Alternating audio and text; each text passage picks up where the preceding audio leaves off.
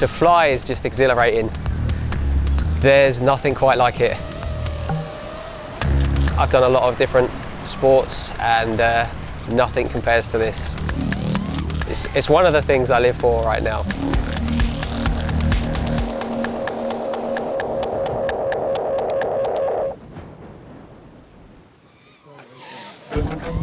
Drone racing is a sport on the up and up. Pilots fly their drones around obstacle courses at breakneck speeds. Competitors steer from the point of view of the drone by wearing first-person view or FPV goggles, which display a live image transmitted by an onboard camera.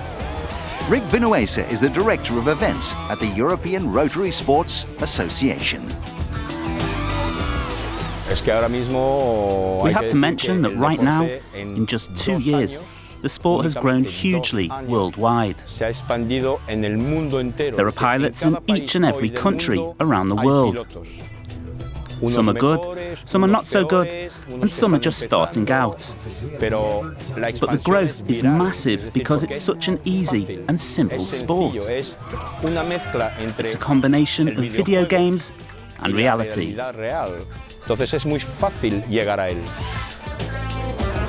This year, competitors have been battling it out across Europe to qualify for the inaugural European Rotary Sports Association's Euro Cup. The event was held on the Spanish island of Ibiza recently, and it featured 90 of the world's best pilots. Many of the top pilots belong to the Tornado X-Blades racing team. The sport's leading outfit was established by Richard de Aragues. Most of the people involved in FPV racing were manufacturer-based. We came about it from a totally different angle. We decided that all we're interested in are the pilots. So therefore, what we needed to do was support the pilots and give them a budget so they can go racing around the world. On the Tornado X-Blades roster are national champions from Poland, the Netherlands, Spain and Italy. They also have 16-year-old British champion Luke Bannister, who's considered to be the sport's #1 pilot. Back in March at the Dubai World Drone Prix, the teenager took victory, and with it, the $250,000 first prize.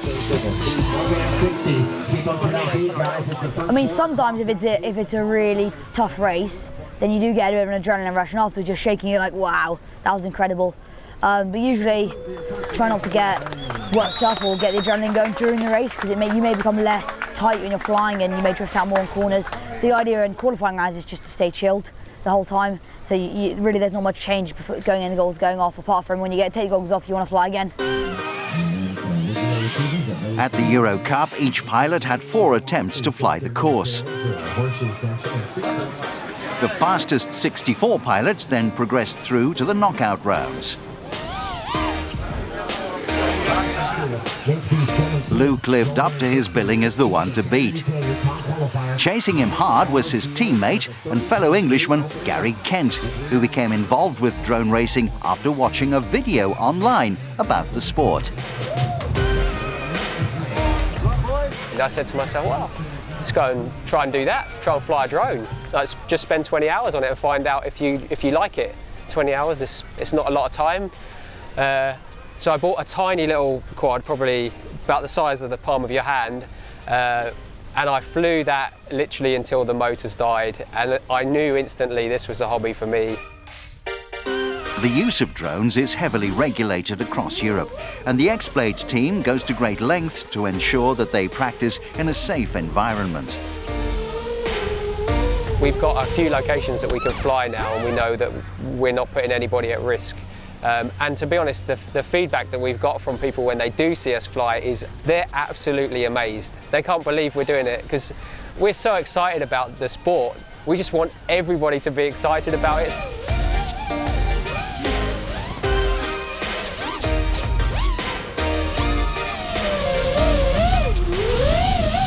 The camaraderie is really extraordinary. I mean, what's so lovely about this sport is it came from a hobbyist sport. So if you look at the early days of skateboarding, surfing, All these sports came from mates who just went out and did it.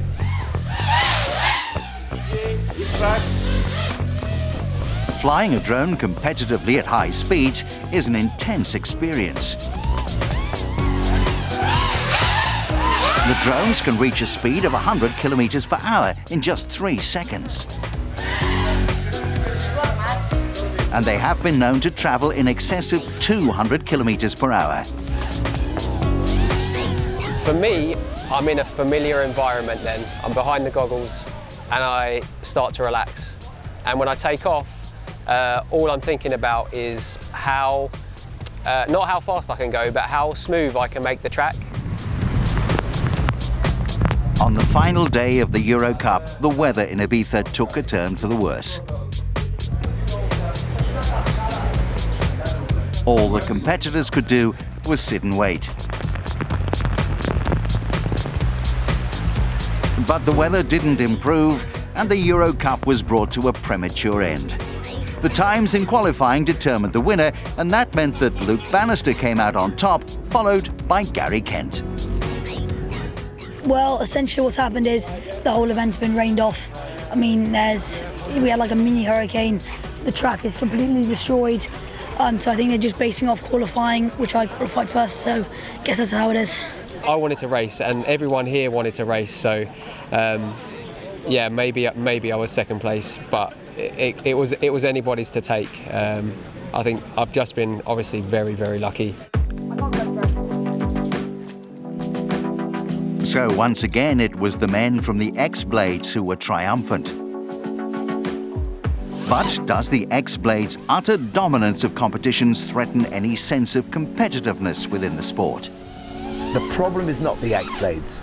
The problem is that we need 10 teams like the X-Blades. So all we are is a model for other teams. You need to support your pilots. We are a team that supports pilots. We give our pilots the opportunity to race in the best competitions. So going forward, you know, X-Blades would be definitely involved in all these major leagues, and we're there to promote the sport. With new leagues and new competitions being created, drone racing is continuing to thrive, and it looks set to reach even greater heights in the future.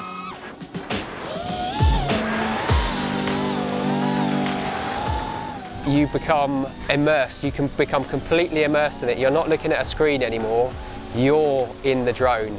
You're off in the sky, flying through the trees, skimming the ground, and it's completely out of body experience. Once that clicks, there's no turning back. There really isn't.